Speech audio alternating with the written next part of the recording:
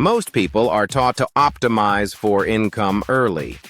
It is framed as safety, responsibility, and maturity, not as a strategic choice. What is rarely discussed is that income and upside are not the same thing. In many systems, increasing one quietly limits the other. Income is payment for continuity. You are rewarded for showing up again tomorrow and performing within defined boundaries. Upside is payment for asymmetry. It comes from owning outcomes that are not capped in advance. Stable income is designed to reduce uncertainty. The system absorbs volatility, so the individual does not have to. That reduction in risk is not free. It is paid for by surrendering exposure to extreme positive outcomes. A salary is a contract that trades variability for reliability. You know roughly what you will earn, and the system knows exactly what it owes you. The ceiling is implicit even when it is not stated. Your compensation is disconnected from how large the outcome becomes. When value scales, income does not. When impact multiplies, pay remains linear. This is why high-performing organizations can generate enormous value while distributing only a fraction of it. Income is compensation, not participation. Upside requires participation in the outcome itself. It demands exposure to uncertainty, timing, and risk.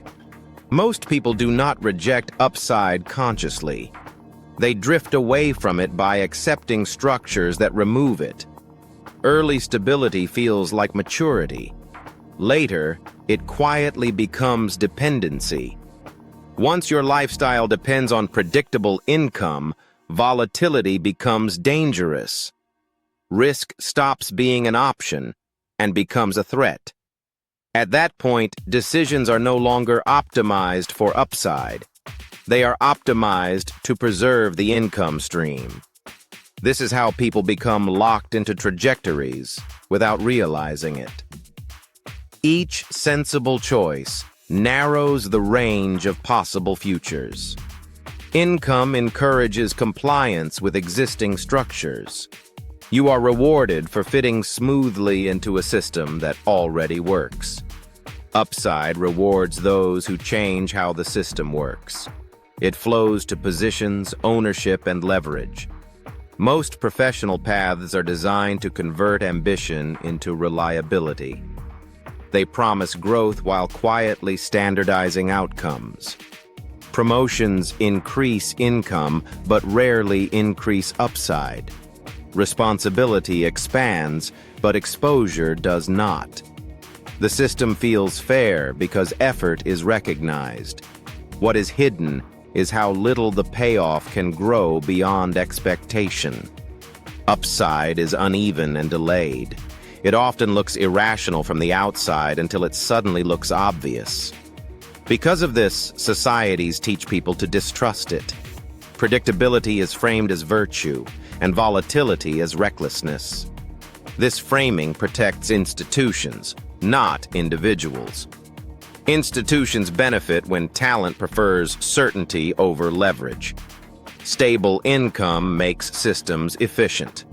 Upside makes individuals powerful. The trade-off is rarely explicit. No one says you are exchanging long-term optionality for short-term security.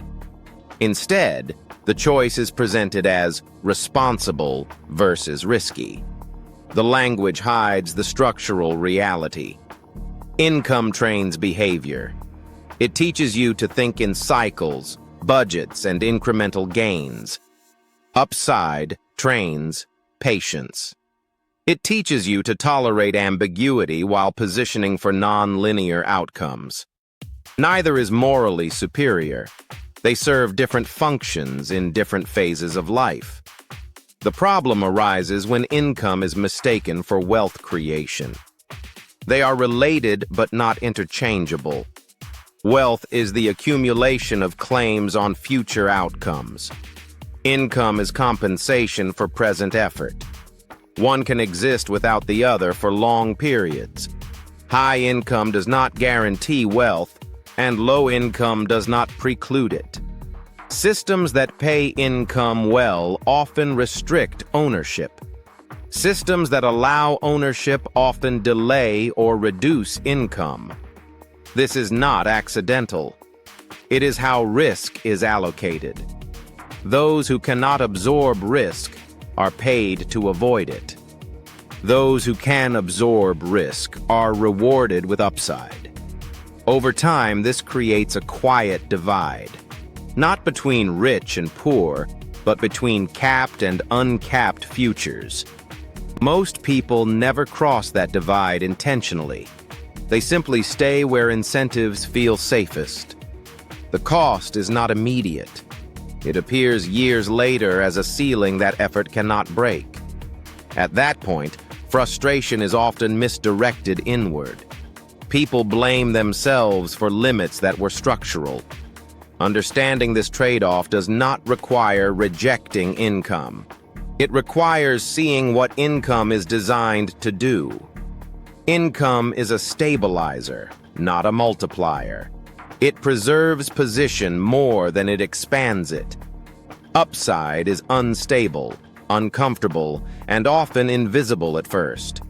That is precisely why it exists. Those who capture it accept periods of uncertainty. Those who avoid it accept permanent caps. The silent trade-off is not between work and reward. It is between certainty now and optionality later. Once you see this, many career paths look different.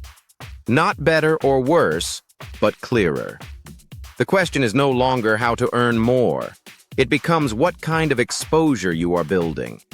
Most systems will never explain this to you. They do not need to. They only need you to keep choosing predictability. The trade-off will take care of itself. Want to see the hidden rules shaping money, power, and human behavior? Subscribe to Unseen Forces.